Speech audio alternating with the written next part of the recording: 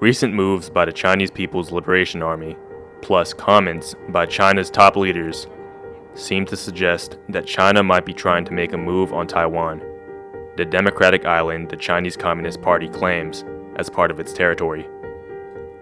On October 10th, the PLA held large-scale military exercises simulating the amphibious invasion of an island. 3 days later, Chinese leader Xi Jinping visited the base of the PLA's Marine Force in southern China, telling them to focus their minds on preparing to go to war. On the 15th, the MSS, China's spy agency, used an ominous phrase in a commentary directed at Taiwan.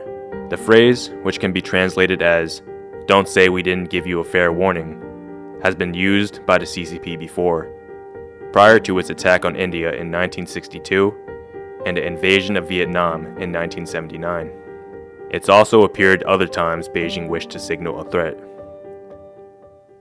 And on October 18th, a report by the South China Morning Post said that China could be deploying more troops and missiles to the southern Chinese coast as it prepares for a possible invasion of Taiwan. Taiwan is a sore point for Beijing. It is officially known as the Republic of China, which used to control all of China before the communists took over everything on the mainland in 1949. Ever since then, the CCP has vowed to finish the job and liberate Taiwan. In the last couple decades, cross-strait relations were warm, with extensive business links between Taiwan and the mainland. Some even believed that unification could be achieved peacefully, but recent events have changed everything. In 2019, the people of Hong Kong, a former British colony that was returned to China in 1997, protested to demand more democratic rights.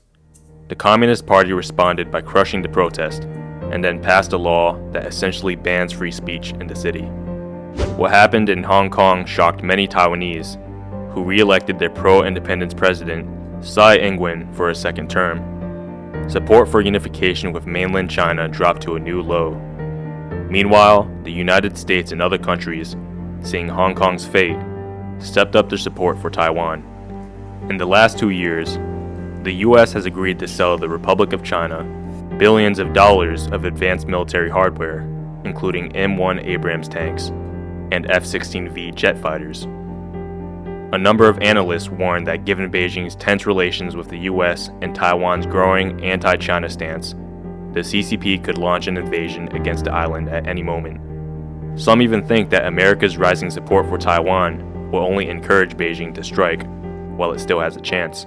But taking Taiwan is already difficult. If the CCP could have done it easily, they would not have waited 70 years. Amphibious invasions require intricate planning, strong naval and air support, and favorable weather to succeed. The waters of the Taiwan Strait are rough in winter, complicating efforts to land an invasion force. Furthermore, the PLA Navy does not possess enough suitable landing craft to ferry a large army, and the PLA's Marines are still a relatively new, untested force. If the CCP were to conquer Taiwan and end the Chinese Civil War once and for all, it would deliver a powerful morale boost and raise the party's legitimacy in the eyes of the people. But if China attempted an invasion and failed, the embarrassment could doom the party's reputation permanently. At the very least, Xi Jinping would lose his job. As one think tank puts it, invading Taiwan at this juncture is political suicide for Xi, especially when the odds of success are very low.